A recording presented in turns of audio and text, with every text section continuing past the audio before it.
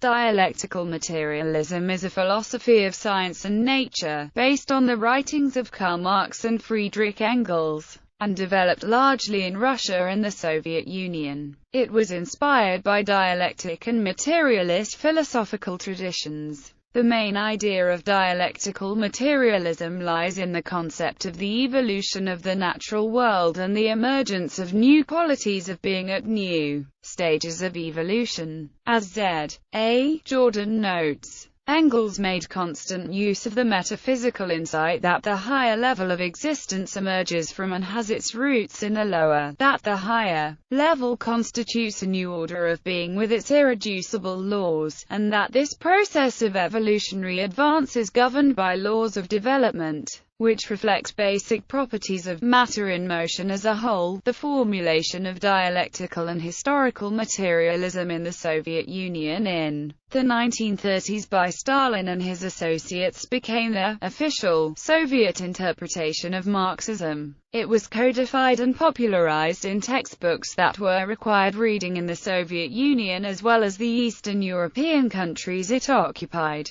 It was exported to China as the official interpretation of Marxism, but has since then been widely rejected in China in the Soviet formulation. A Soviet philosophical encyclopedia of the 1960s speaks of the evolution of complexity in nature as follows. This whole series of forms is distributed according to complexity from lower to higher. This seriation expresses their mutual bonds in terms of structure and in terms of history. The general laws of the lower forms of the motion of matter keep their validity for all the higher forms, but they are subject to the higher laws and do not have a prominent role. They change their activity because of changed circumstances. Laws can be general or specific, depending on their range of applicability. The specific laws fall under the special sciences and the general laws are the province of diamat. Each level of matter exists as a type of organization, in which the elements that make up a whole, or system, are marked by a specific type of interconnection. The dialectical laws were criticized by Leszek Kolakowski for being fundamentally flawed, some of them being truisms with no specific Marxist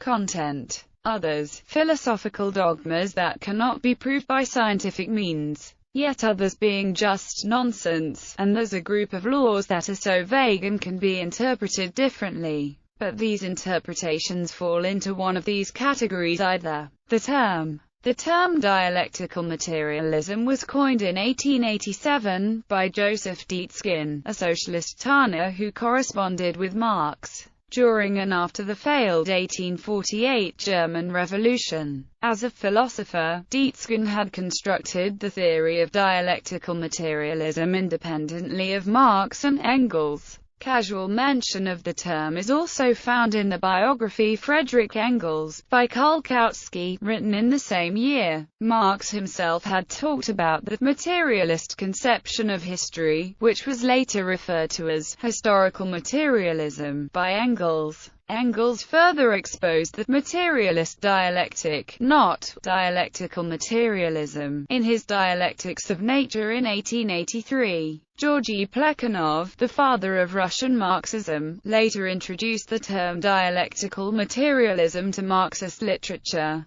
Joseph Stalin further delineated and defined dialectical and historical materialism as the world outlook of Marxism-Leninism, and as a method to study society and its history. The exact term was not used by Marx in any of his works, and controversy exists regarding the relationship between dialectics, ontology, and nature. Joseph Needham, the influential historian of science and a Christian who nonetheless was an adherent of dialectical materialism, suggested that a more appropriate term might be dialectical organicism. For scholars working on these issues from a variety of perspectives, see the works of Bertil Ullmann, Roger Albritton, and Roy Basker. Historical background of materialism. Marx and Engels each began their adulthood as young Hegelians, one of several groups of intellectuals inspired by the philosopher Hegel, but both soon concluded that Hegelian philosophy, at least as interpreted by their former colleagues,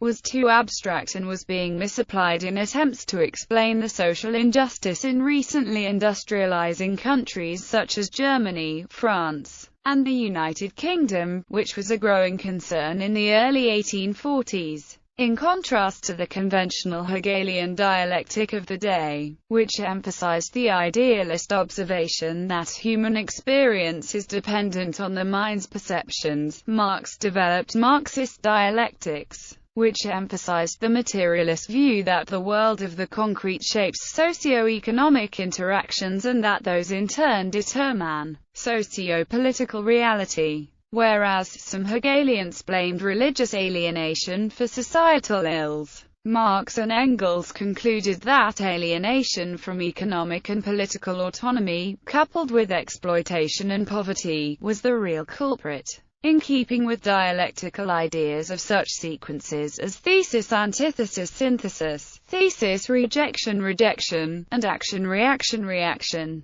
Marx and Engels thus created an alternative theory, not only of why the world is the way it is, but also of which actions people should take to make it the way it ought to be. Marx summarized, the philosophers have only interpreted the world in various ways. The point, however, is to change it. Dialectical materialism is thus closely related to Marx's and Engels' historical materialism. Dialectical materialism is but an aspect of the broader subject of materialism. Marx's doctoral thesis concerned the atomism of Epicurus and Democritus, which is considered the foundation of materialist philosophy. Marx was also familiar with Lucretius's theory of Kleinemann. Materialism asserts the primacy of the material world. In short, matter precedes thought. Materialism is a realist philosophy of science, which holds that the world is material, that all phenomena in the universe consist of matter in motion, wherein all things are interdependent and interconnected and develop according to natural law, that the world exists outside us and independently of our perception of it, that thought is a reflection of the material world in the brain, and that the world is in principle knowable. Marx presented his own materialist philosophy as an alternative to Hegel's idealism.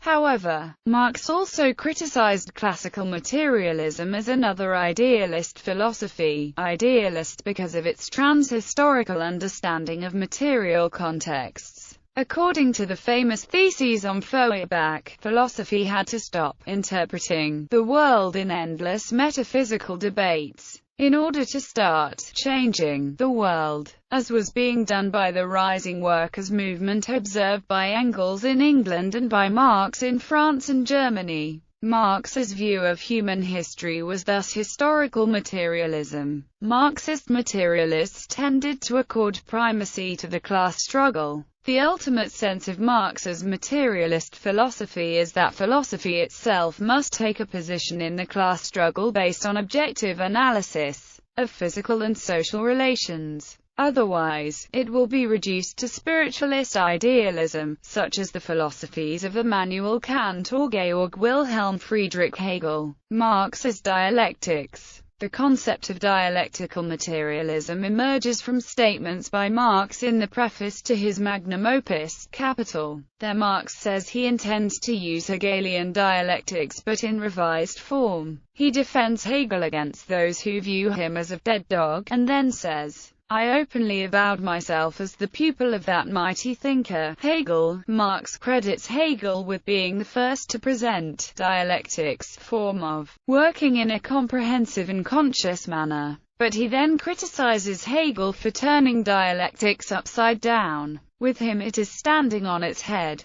It must be turned right side up again. If you would discover the rational kernel within the mystical shell. Marx's criticism of Hegel asserts that Hegel's dialectics go astray by dealing with ideas, with the human mind. Hegel's dialectic, Marx says, inappropriately concerns the process of the human brain. It focuses on ideas. Hegel's thought is in fact sometimes called dialectical idealism. Marx believed that dialectics should deal not with the mental world of ideas but with the material world, the world of production and other economic activity. For Marx, human history cannot be fitted into any neat a priori schema. He explicitly rejects the idea of Hegel's followers that history can be understood as a person apart, a metaphysical subject of which real human individuals are but the bearers. To interpret history as though previous social formations have somehow been aiming themselves towards the present state of affairs is to misunderstand the historical movement by which the successive generations transformed the results acquired by the generations that preceded them. Marx's rejection of this sort of teleology was one reason for his enthusiastic reception of Darwin's theory of natural selection. For Marx, dialectics is not a formula for generating predetermined outcomes, but is a method for the empirical study of social processes in terms of interrelations, development, and transformation. In his introduction to the Penguin edition of Marx's Capital, Ernest Mandel writes, "When the dialectical method is applied to the study of economic problems, economic phenomena are not viewed separately from each other, by bits and pieces, but in their inner connection as an integrated totality, structured around, and by, a basic predominant mode of production." Marx's own writings are almost exclusively concerned with understanding human history in terms of systemic processes, based on modes of production. This is called historical materialism. More narrowly, within the framework of this general theory of history, most of Marx's writing is devoted to an analysis of the specific structure and development of the capitalist economy. For his part, Engels applies a dialectical approach to the natural world in general, arguing that contemporary science is increasingly recognizing the necessity of viewing natural processes in terms of interconnectedness, development, and transformation. Some scholars have doubted that Engels' Dialectics of Nature is a legitimate extension of Marx's approach to social processes. Other scholars have argued that despite Marx's insistence that humans are natural beings in an evolving, mutual relationship with the rest of nature, Marx's own writings pay inadequate attention to the ways in which human agency is constrained by such factors as biology, geography, and ecology. Engels' Dialectics. Engels postulated 3 laws of dialectics from his reading of Hegel's Science of Logic. Engels elucidated these laws as the materialist dialectic in his work Dialectics of Nature, the law of the unity and conflict of opposites, the law of the passage of quantitative changes into qualitative changes, the law of the negation of the negation. The first law was seen by both Hegel and Vladimir Lenin as the central feature of a dialectical understanding of things and originates with the ancient Ionian philosopher Heraclitus. The second law Hegel took from ancient Greek philosophers, notably the paradox of the heap, and explanation by Aristotle, and it is equated with what scientists call phase transitions. It may be traced to the ancient Ionian philosophers, particularly Anaximenes, from whom Aristotle, Hegel, and Engels inherited the concept. For all these authors, one of the main illustrations is the phase transitions of water. There has also been an effort to apply this mechanism to social phenomena, whereby population increases result in changes in social structure. The law of the passage of quantitative changes into qualitative changes can also be applied to the process of social change and class conflict. The third law, negation of the negation, originated with Hegel. Although Hegel coined the term negation of the negation, it gained its fame from Marx as using it in Capital. There Marx wrote this: "The death knell of capitalist private property sounds. The expropriators, capitalists, are expropriated. The capitalist mode of appropriation, the result of the capitalist mode of production, produces capitalist private property. This is the first negation, antithesis, of individual private property. The first negation, or antithesis, negates the thesis, which in this instance is feudalism, the economic system that preceded capitalism.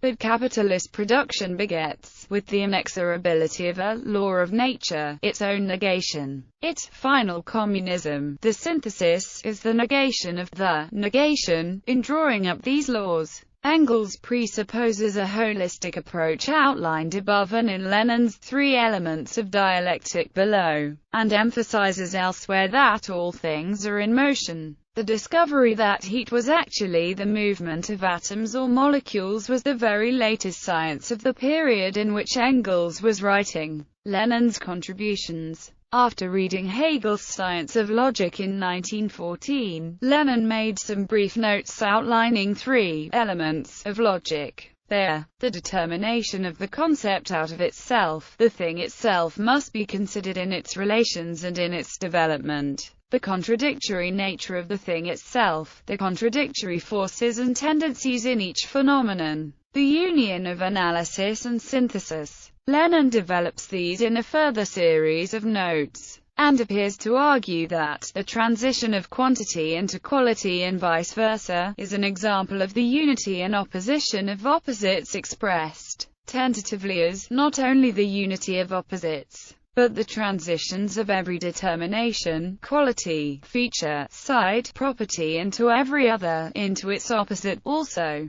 In his essay on the question of dialectics, Lenin stated that development is the struggle of opposites. He stated that the unity of opposites is conditional, temporary, transitory, relative. The struggle of mutually exclusive opposites is absolute, just as development and motion are absolute. In Materialism and Empiriocriticism, Lenin explained dialectical materialism as three axes: the materialist inversion of Hegelian dialectics, the historicity of ethical principles ordered to class struggle, and the convergence of laws of evolution, in physics, biology, and in political economy. Hence, Lenin was philosophically positioned between historicist Marxism and determinist Marxism, a political position close to social Darwinism. Moreover, late-century discoveries in physics, and the beginning of quantum mechanics, philosophically challenged previous conceptions of matter and materialism. Thus matter seemed to be disappearing. Lenin disagreed. Matter disappears means that the limit within which we have hitherto known matter disappears, and that our knowledge is penetrating deeper. Properties of matter are disappearing that formerly seemed absolute, immutable, and primary, and which are now revealed to be relative and characteristic only of certain states of matter. For the sole property of matter, with whose recognition philosophical materialism is bound up, is the property of being an objective reality, of existing outside of the mind. Lenin was developing the work of Engels, who said that, with each epoch-making discovery, even in the sphere of natural science,